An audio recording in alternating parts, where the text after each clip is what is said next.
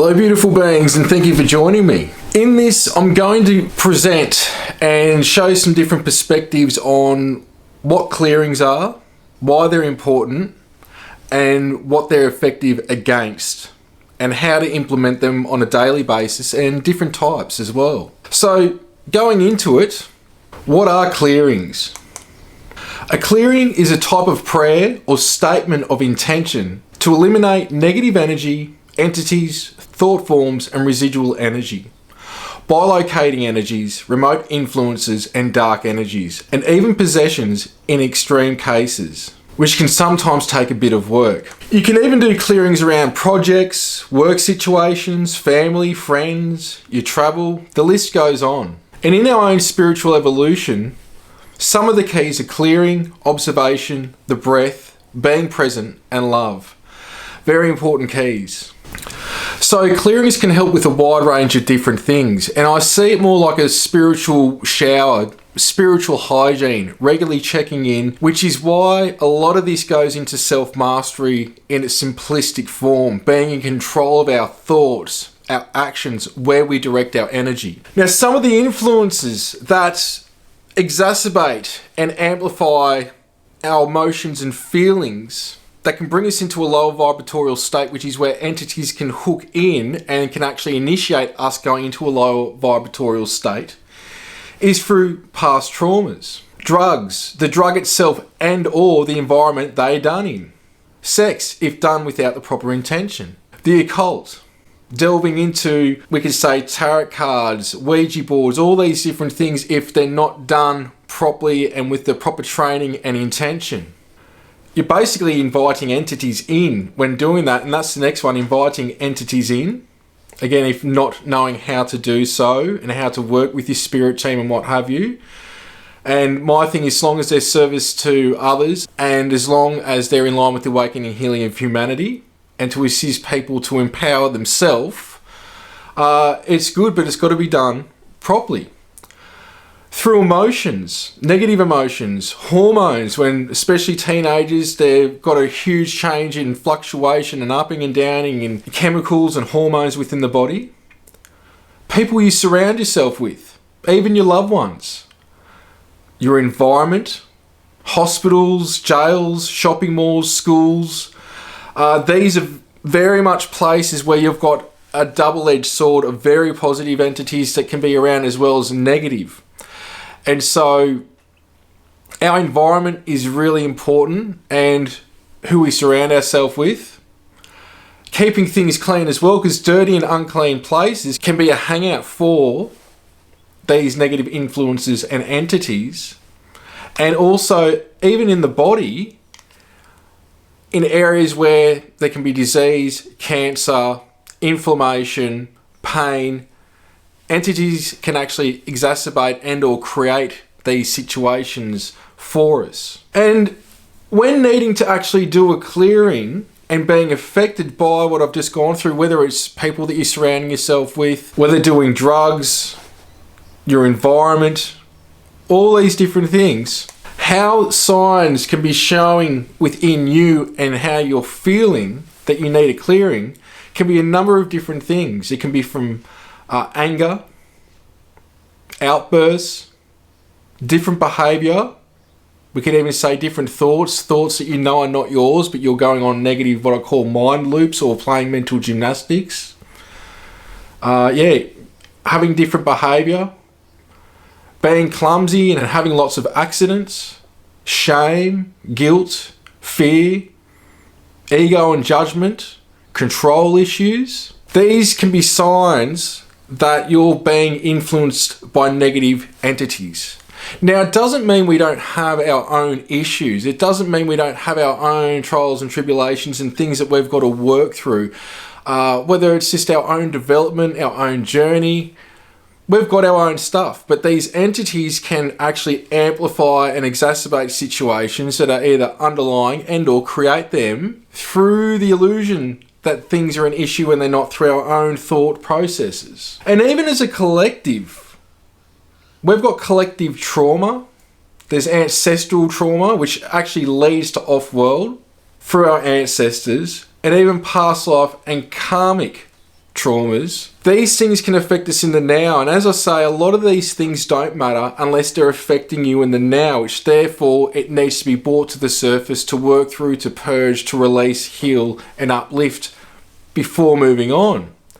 And negative influences and entities, and some of them are timeless. In terms of demonic entities, there's also reptilians, serpent intelligences, thought forms. There's also tulpas and egregores, where tulpas is an intelligence or consciousness manifested from one's own consciousness. It's created, it's an entity that's created, where egregore is something that's done by a group, more than one person. These entities, and going into the deeper and darker depths of reptilians, which are actually master manipulators through thought and consciousness, and going into demonic entities and the dark masters, the fallen Elohim, not the positive Elohim, they can read you like a book.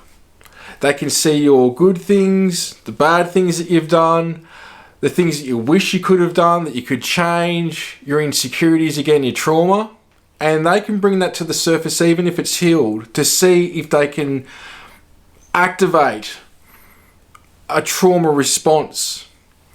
And when you go into a lower vibratorial state, that's when they hook in, and now you're in a lower vibratorial state, depression, anxiety, the list goes on, that they're deriving that energy which affects everything in your life if you're not very careful and aware that that is going on. And some people can be stuck in this situation for years and have attachments, which is sometimes thought forms, sometimes actual entities that are attached to, we could say, the astral part of the light body. They can even get into the emotional body, the mental body. They can come through at different sections, which I'll be showing later, that we've got of the non-physical aspects, and hook in that way. And in some cases, some of these beings will try to live vicariously through us as well. Whether it's somebody, let's say, that's passed and they haven't moved on and they're addicted to drugs, they can hook onto somebody's energetic field, and that person may start doing drugs and never done drugs before and needs to do them. And before you know it, they're a vehicle for that spirit. So you've got the same situation that can happen with negative influences and entities, and there's also tricksters that are a whole different thing, that they can act in a very similar way. So psychic attacks and mass collective attacks as well. An example of this is thinking about the same thing, let's say for 40 minutes, an hour, 2, 3 hours, half a day that happened 20 years ago. You've dealt with it, it's not even an issue, and all of a sudden you just can't stop thinking about it over and over and over. This is an example of a psychic attack. Also assuming or thinking what people are thinking about you, when you go on this, again, mind loop, to where just over and over you're thinking about what people are thinking about you in a negative light, in a negative way, and it creates anxiety, depression. And this is where an example can be like your heart being pulled down into the stomach, like you're going down on a roller coaster and you're sitting in that state. Anxiety, stress, worry over nothing. That energy is chaotic. An example of this is, if you look at cymatics as an example, the more modern day ones is where they've got water, speaker underneath, they play a tone, let's say it might be A in 4-3-2, and all of a sudden you've got perfect geometry you can see in the water, there's harmony. Between one tone and another, you get chaos. It's just like with Ascension, to go from one vibratorial state to the next, there's going to be chaos because you're ascending from one frequency to the next frequency. What I'm describing, when your heart's being pulled down into your stomach, worry, anxiety, depression, that is a chaotic state. This is the frequency these beings reside in. Not love, but through catching yourself, doing a prayer, doing a clearing, going into a love frequency, visualizing, manifesting through thought, which is all done through the creation game, which is thought. You can transmute these things, but first and foremost, again, self-mastery. Because clearings, they're very effective. I do them every day, and I recommend people do them every day, whether it's just a prayer, the Lord's Prayer, or what have you. That is very effective in changing the geometry, even in the water in our body, which our body's made up of a lot of water. We've seen with even Dr. Emoto's work where positive thoughts and words have an effect on beautiful geometry. When that water's frozen, you can see the geometry. When it's negative thoughts or words, you can see it's chaotic, it's distorted. So prayer and clearings are very effective, calling upon different saints, sages and masters and what have you. But most importantly is becoming our own master and connecting to that divine light inside each and every single one of us. From that space, once you start to master yourself, you can do clearings within seconds to the point where you can shield, repel these energies. And as you go through that, the energies can get darker until a certain point, and there will be battles at times. Just like Yeshua went through battles, and many of the masters do. It's not a complete one thing you do and it stops everything. But if you can't master that you're in control of your thoughts, it's going to be more of a battle than what it could be otherwise, is what I'm trying to say. And mass collective attacks as well. I'll give you an example with this. Britney Spears, the famous singer. Some of you may remember when she shaved her head and she was going through a meltdown. Now, when you're in the public eye, a lot of people can be having negative thoughts about you. There can even be jealousy, sexual energy, what have you. And when that's directed at one person, by that many people, even if one person's doing it, it can create a type of attack. But when you've got, in this case, millions of people having negative thoughts about you, it creates a huge psychic attack, unbeknown to the masses that's actually creating it.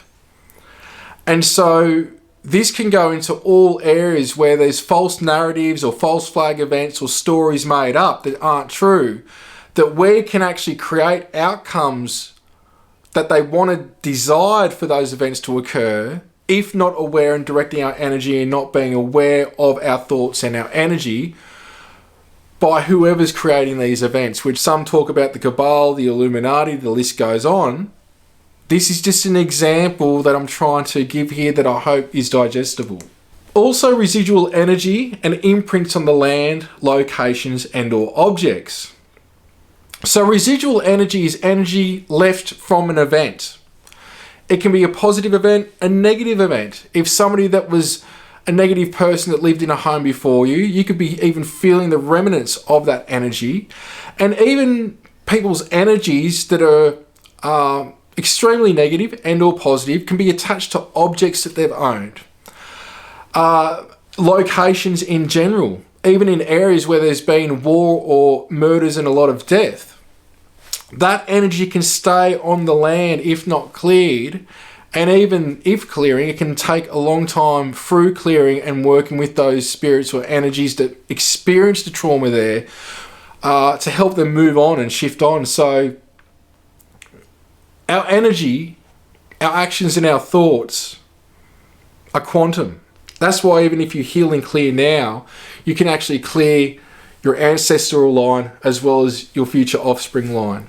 It's quantum. It's beyond space and time. Now, the thing to be aware of too is that the sun can even influence us in similar ways. When we've got solar flares and coronal mass ejections and what have you, the EMF situation, the electromagnetic field situation of how it can affect people is very much like what we see in paranormal investigations. There's an example talked about with fear cages. And I remember this from years ago with the show Ghost Hunters with Grant and Jason, that were the main hosts on that people will be aware of mainly in the States, where they could go into a basement, and I've experienced this in investigations in the past as well, where they could be in a basement, bad wiring, and you go around with an EMF detector or a K2 meter or what have you, and extremely high readings can be occurring.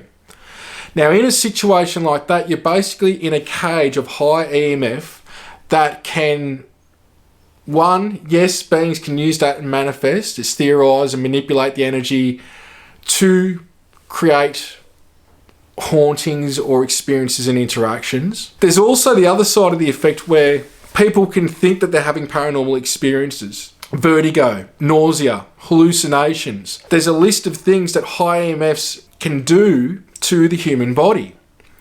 And this is why when there's huge solar flares, and usually within a few days, there can be people having a lot of car accidents or walking into each other, being very clumsy. they're being affected in a similar way from the sun. The catch-22 with this is also what can appear like psychic attacks occurring and or your own issues, trauma, wrong conclusions, judgments, all those sorts of things can be rising to the surface, which is one, an opportunity to heal and purge, and or exercise, like I say, for self-mastery if you've worked through these things but they're just arising. And if you can just observe these things, they'll come, they'll go, and they'll dissolve. But it's easier said than done. And sometimes I say to people, just knowing that you'll wait till a better day can help ease that. But we all have these things, whether people want to admit it or not. Just like people wonder about, is there a God?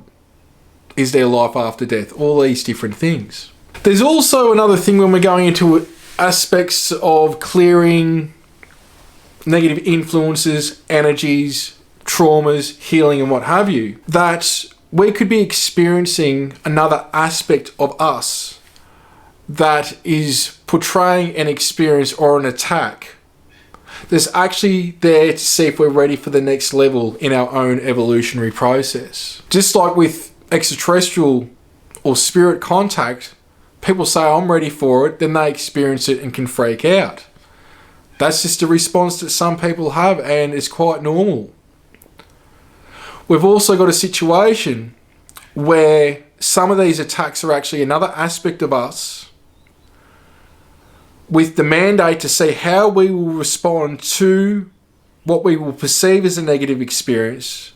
And if we respond in a certain way, it can be a sign that we're ready for the next level in our own contact, in our own soul journey, in our own evolution. There's some cultures that talk about the different levels of these entities, just like in some cases the 7 heavens.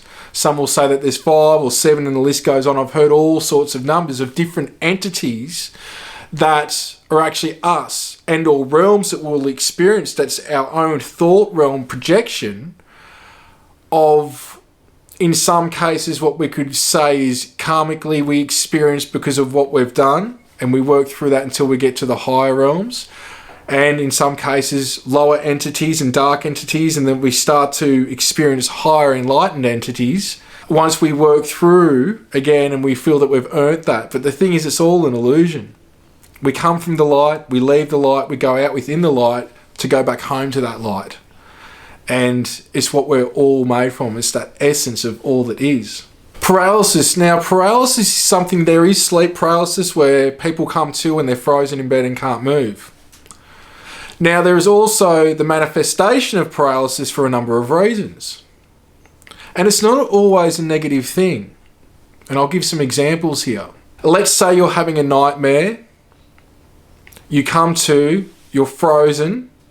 You can even feel a presence. Even though you're paralyzed, you can feel a presence. And the more that you freak out, it can feel like the muscles and the energy of the body is tensing up even more as you're fighting it. And then over some time, that subsides and you can move again. That is what I would describe as a form of spiritual attack.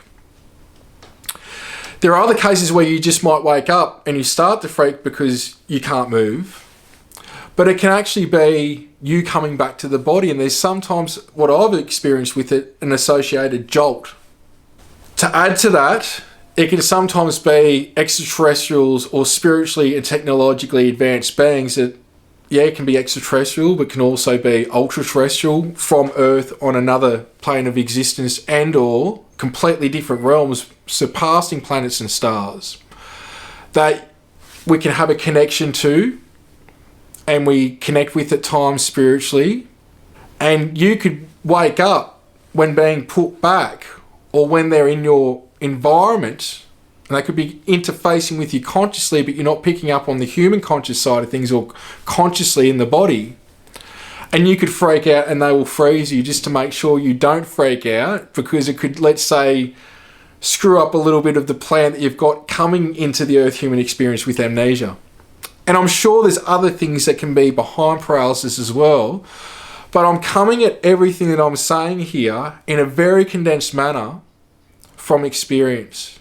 That's what I'm coming from. I'm coming from experience. But again, like I always say, take the fruit from it.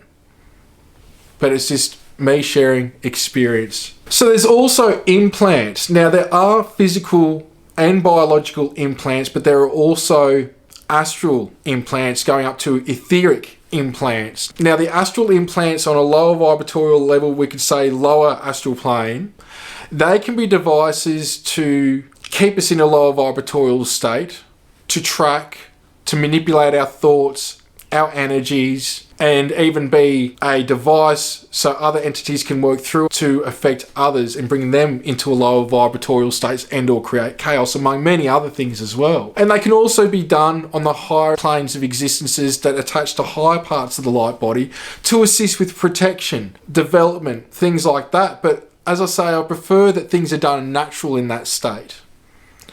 Some of the extraterrestrial civilizations, they are using AI, and a lot of their crafts and what have you does have a consciousness, and they've got a very good balance with spirituality and technology, and can be very productive and effective in a positive manner with AI and consciousness assisted technologies and created technologies that are given a consciousness which can be done.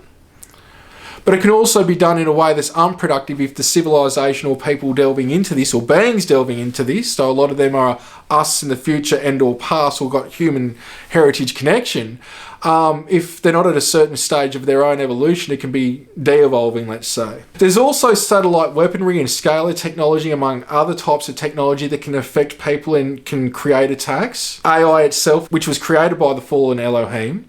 There's a lot to go into with that. I've gone into a lot of it with the books as well, but there's also remote influencing. Now, to give you an example, very advanced psychics and remote viewers in some cases do get hired. As an example, let's say there's somebody that they have been employed to harm, and again, this comes down to great responsibility with these abilities and what you do with them, because there is backlash. But if you're somebody that uses these advanced abilities that we actually all have, in my opinion, for negative means and harmful means, you want to watch what can come around for that. But there are people out there, and I know of these groups, I don't know them personally, I know of them, that let's say they've got a photo of somebody, and you could have a whole group, let's say 4 or 5 people that are advanced psychics, and they want this person not to be around. They could all, together with their joint and collective energy, project the thought to that person in the photo to harm themselves. And the person can start having these thoughts and not understand why. This is why prayers are effective in when you're giving loving thoughts to friends and family going through something as well. The same type of thing. So there's remote influencing out there. And again, I spoke about influences and entities working through old vices and what have you, and traumas, and being aware of your own mental health and your own thoughts. Because what can appear like mental health issues, in my experience, I believe, though I can't prove it, that some people who appear to have mental health issues actually don't. They've, let's say, borderline possessed and or got negative influences working through them and or are possessed. There's also black magic. Now you can say black magic, white magic, it's all the same thing. It depends on your intention behind that. And one of the biggest, we could say, things out there that the attacks are distributed through is the media. Again, just be aware. So for myself, forgiveness is key with all this and the journey that I've been on. And it's what keeps us in a lower vibratorial state when we hold on to the past, when we hold on to the traumas, when we can't heal and move on. And sometimes that involves forgiveness of others, to be able to do that, as hard as that may be for some to hear. The flip side of that is some people can be more effective in stunting their own soul growth and evolution through not forgiving themselves for things that they've done wrong. We're all one consciousness, we've all done wrong, we're all sinned. It's just the way that it is. But us being a cell of God, we are the ones that judge ourselves in those transitional periods in existences. And I think sometimes we just need to give ourselves a break and not only have love and compassion for others, but ourselves. And radical acceptance is something that I invite you to think about here as well. Being okay that some things aren't okay. It's when you hold on to them for too long that can be, again, de-evolving. You've got to feel, you've got to process. So to me, that's radical acceptance, being okay that you're not okay about a situation, but whether it's venting, releasing, purging, letting go, that needs to happen in order to have what it is that has upset you be released. It will be an imprint, a memory. It's just the way it is. But it needs to ring out of the system. It needs to not only ring out of your physical form, but also the non-physical aspect of you as well. And so you've got to feel what you're feeling. That's okay. But when you sit in it too long and you can't move on, that's where it becomes a situation. But everyone's at different levels, and how long something may take for one person to heal may take a lot longer or shorter for another. So you can't weigh it up against how others have dealt with things that quickly. Emotional regulation to me also now is what all this comes down to, is through techniques like heart math. I call it heart breathing, which is a technique I've been doing for 15 years, give or take, of just connecting and breathing in and out of the heart space. And Heart Math have done amazing work on this, so I recommend checking out their work. But when it comes down to emotional regulation, this is where things start to get mastered, because you're going to have your good days, you're going to have your bad days if you want to perceive it that way. There's always going to be unexpected things arise.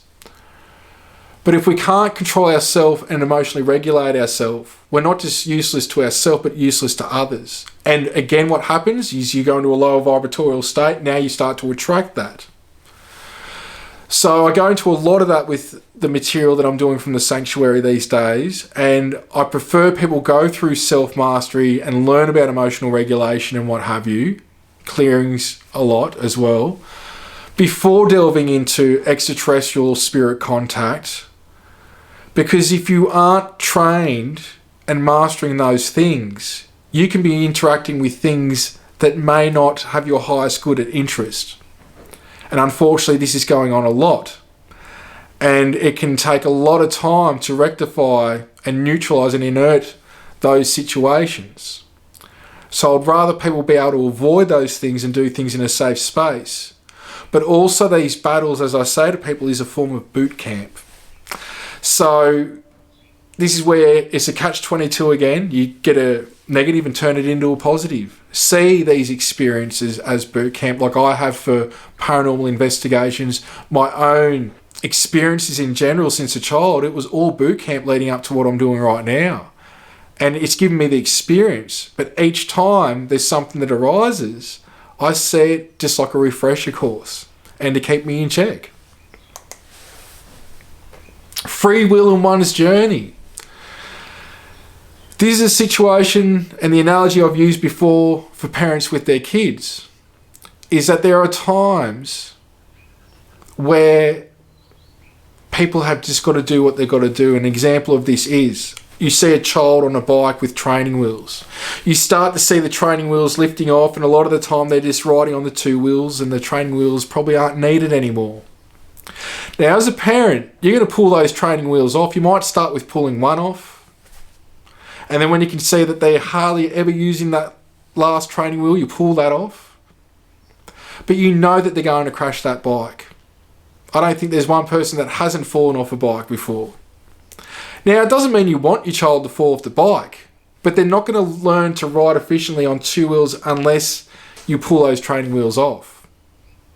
And unfortunately, there can be accidents, wrong judgments and choices made that lead to an accident, just like in our life. But people have got their own journey. And we've got our own journey. And all we can be is responsible for ourselves and hope through making the best choices and decisions that we can, that influence others around us to be the best version of themselves as well. That's all we can do. Change within, that projects outside of ourselves. Be the best us, that projects outside of ourselves. And as mentioned a few times, self-mastery, being in charge of your thoughts, your actions, your energy is key with all this. And clearings assist with this. Also, a relationship with God, Source Creator, whatever you want to term that. Spending time with it in the morning, at night. Doesn't have to be long periods.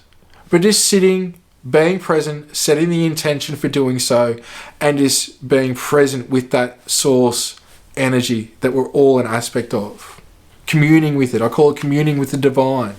When you're in that state of being present, you can actually use that for communicating to other people's higher selves if you feel on the physical plane that it might not be the time or of benefit to assist others. Just like with prayer and sending love and healing energy to others through intention, you can talk to people's higher selves through your higher self by connecting with the heart space and then setting the intention to do so.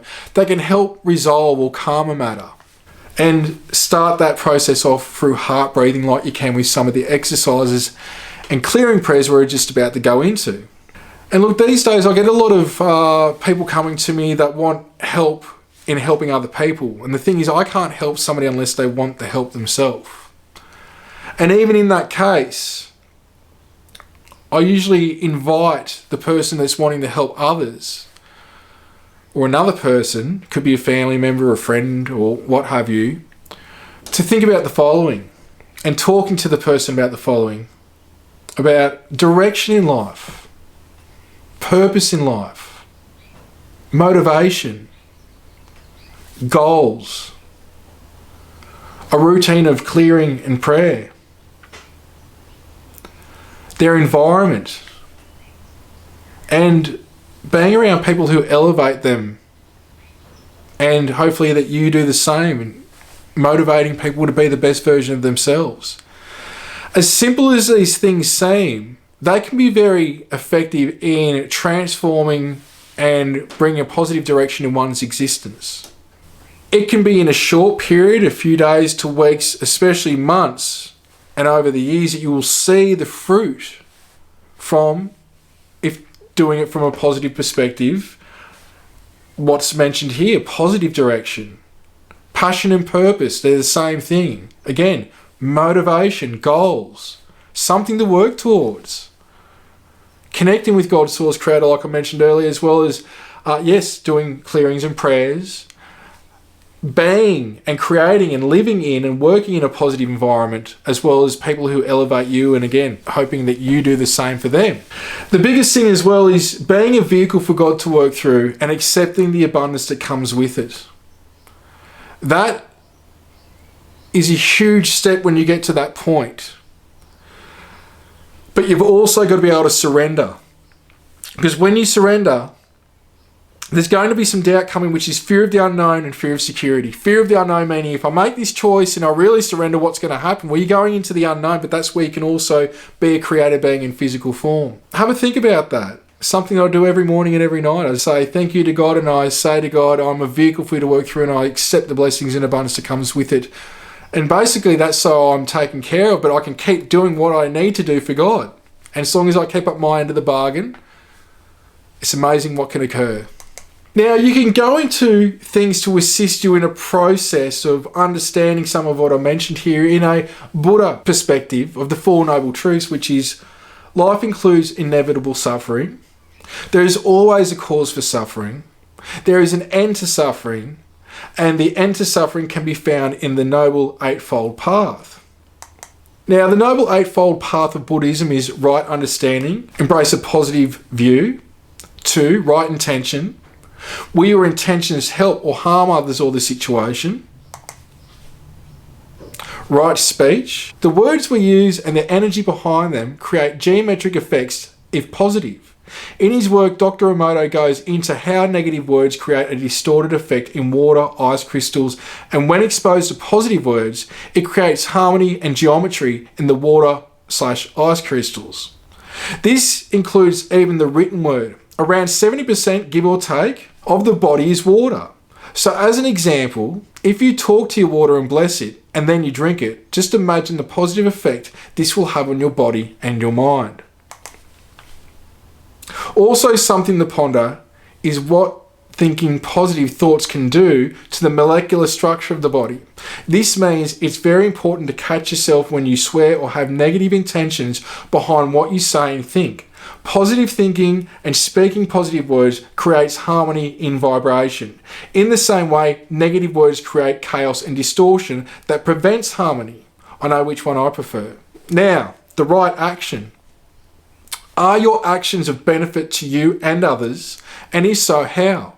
Will your actions affect another in a negative way? This is when cause and effect come in when looking at the ramifications of your actions. Right livelihood. Does what you do to support yourself help others and your community, or does it have a negative effect? 6. Right effort. Are you making the right effort? And are others putting their effort in? 7. Right mindfulness. Being mindful of your actions because they can affect others. And 8. Right concentration. This is another way of saying consider positivity rather than being negative, and to apply the energy and attention to that which you're focusing on. So another perspective, going from Buddhism now to yoga, is yamas, looking at things in this perspective and way of life. Self-restraints, non-violence, truth, control of sexual urges, no stealing and no greed. Niyamas, self-observances, contentment, self-study, austerity, purity, and devotion to source. Asanas, that's the physical yoga poses. Pranayama, vital energy control through breathing exercises.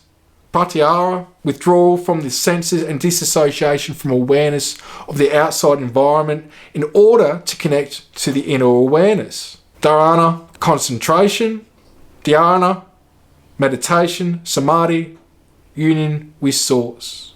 Now, shielding is very important throughout this process as well, because even visualizing with the simple technique that you're in a ball of light and setting the intention that nothing can come into this ball of light to lower your frequency and that you can still interface with the outside world, something that simple can be very effective in shielding. Doing it when you leave the home, if you're getting in a potential argument, somebody's coming at you, being in that shield and just holding that love and space, breathing through the heart while doing so can neutralize the situation quicker than what most think or can even perceive if they're not aware of these. When you're going into a supermarket, work, traveling, list goes on and on. That is just a simple technique. I go into a lot more other things, of course, but shielding is created through imagination, which is creation. Everything is created through imagination. And of course, working with saints, sages and masters from on and off world. But as I say, first and foremost, working and calling upon God's source creator. So for some, you might want to do it with Yeshua, Jesus Christ and the Holy Spirit. Some might want to do it with Buddha. Some might have a specific master or teacher that they want to call upon. It's what works for the individual. And if in an extreme situation, I recommend just connecting with a spiritual teacher and or advisor. For some, it might be the leader at a church nearby or a mosque or a temple, whatever you're drawn towards, because we all need help sometimes. I haven't got here by doing it all myself. In the earlier days, it was a lot by myself, but I've been lucky that I've been working with different master teachers like James Gilliland, as well as extraterrestrial and angelic intelligences over the years. One tip here as well is just holy water or the Lord's water that you can buy as well. Putting that in a spray bottle. I even say to people, spray the mirrors in your home, which can be portals, and people that are doing witchcraft on you can use those mirrors as portals for entities to come through. And swimming, grounding and doing pleasurable things that get you in the body can help as well, because when we're out of sorts, we need to be grounded. We need to discharge negative energy, but we also need to replenish. And grounding, yes, it's good for assisting with stopping inflammation, for balancing in mind, body and spirit, and also connecting with Gaia as well as spirit. So that's some food for thought as well. But mastering the mind via the heart is key with all this. Instead of using the brain, use the heart. The heart includes the brain. When you are purely in the mind, it kicks the heart down because it can be very uncomfortable going into realms that the brain is not used to, because the brain wants to know, the brain wants to control. But if you're going into the heart, you're now operating with your multidimensional brain from a physical standpoint of it connecting with the non-physical. But it's also working with the brain. The heart has basically its own neuron network. It's the first organ to manifest in the womb. The heart is the core of our light body. When working with others, heart breathing and connecting with the heart with all this is absolutely key. And faith. As hard as it can be for one with faith, faith is one of the biggest lessons and teachers in the human experience, along with a positive attitude. It's hard sometimes. You have a life that you've got to live. You've got bills to pay. You've got to get by. There's others to think about. And sometimes it can get on top of us. But as long as you're doing what you can do to make the wheel turn, and as the old saying goes, the wheel turns. There's always going to be change in all that we do. Nothing ever stays the same. But sometimes that wheel needs to be pushed. So it can be a bit of a cop-out going, oh, well, the wheel's going to turn. The wheel always turns. Well, yeah, the wheel turns, but sometimes it needs to be initiated to happen. And that's where we've got to meet the universe halfway and do what we can sometimes. And it's a case-by-case basis. But faith with all of this is key. Faith, knowing that things aren't going to stay the same forever. And that's why we embrace the good times when we've got them, if we want to perceive it like that. Because before you know it, you could transition. A loved one could transition to the other side. Or there could be some unforeseen circumstances, God forbid, that you endure. But there's fruit in all that as well. And strength that you learn via faith. Once you come out of those situations, you learn capabilities that you've got that you didn't realise you would have any other way unless you went through those times. And unconditional love. This can be applied to relationships in all forms, for yourself, for God's source creator. But unconditional love is exactly that. And if you can look at the blessings and the fruit from what people bring into your life, and also what you can and have given to them, it can minimise the mental gymnastics on going on a downward spiral. We all meet, we all part ways. But in the rainbow light, we commune again in that divine light. And know that anything you endure is because of the light you carry. This light is your home that you came from and will go back to. Connect to your light via intention, and this can be done at any time. Just being present, sitting within that with the intention. And that can actually transmute experiences you're going through in real time. So being aware of what we've been going into here, there's a lot of different intelligences, and this is a very minimal chart. Looking at things on a dimensional level rather than a density level, which I go into both in a lot of the work that I've done. And again, this doesn't cover all beings. Be impossible. You can go to the Akashic Records for that and just plug into that. But here we go. We've got 3D humanity, 4D, some ascended masters, inner earth beings, neutral greys, watchers, 5D Pleiadians, Syrian feline beings, Orions, Andromeda constellation beings, Alpha Centaurians, ascended masters, inner earth beings, 6D Pleiadians, Syrian panther beings, Orion Council of Light, inner earth beings, 7D Arcturians, Pleiadians, Syrians, Lyrians, Orions, lion beings, Anunnaki, 8D Andromeda galaxy beings, 9D Lyran godman and goddess beings, 10 to 13D and beyond, Ascended Collective, the Elohim, the Angelic Kingdom. Now, there are so many different beings that are operating on so many different levels in all areas. So before anyone goes on that path, just realise I'm just really condensing this down.